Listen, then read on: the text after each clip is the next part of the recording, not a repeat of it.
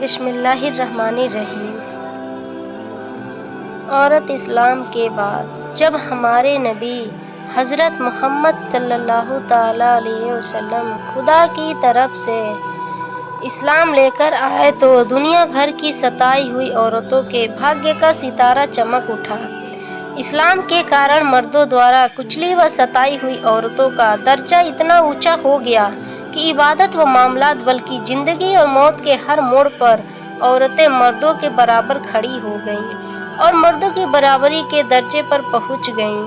مردوں کی طرح عورتوں کے بھی ادھیکار مقرر ہو گئے اور ان کے ادھیکار دلانے کے لیے خداوندی قانون آسمان سے اتارے گئے اور ان قانون کے آدھار پر اسلامی عدالت استھاپت کی گئی۔ عورتوں کو مالکانہ ادھیکار مل گئے، چنانچہ عورتیں اپنے مہر کی رقموں، اپنی تجارتوں اور اپنی جائیدادوں کی مالک بن گئیں اور اپنے ماں باپ، بھائی بہن، سنتان اور پتیوں کی میراث کی وارث قرار دی گئیں۔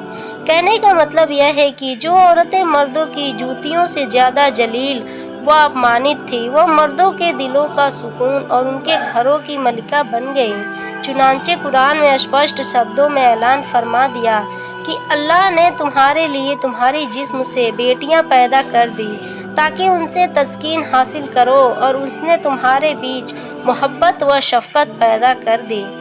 اب کوئی مرد اکارن عورتوں کو مار پیٹ سکتا ہے، نہ ان کے گھروں سے نکال سکتا ہے، نہ کوئی ان کے مال یا جائیداد چھین سکتا ہے، بلکہ ہر مرد دھارمک طور پر عورتوں کے ادھیکار ادا کرنے پر مجبور ہے۔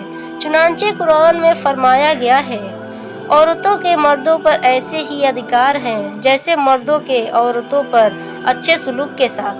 سورہ بقرہ۔ اور مردوں کے لیے یہ ارشاد فرمایا گیا، اور اچھے سلوک سے مردوں کے ساتھ زندگی بسر کرو۔ سورہ نساء۔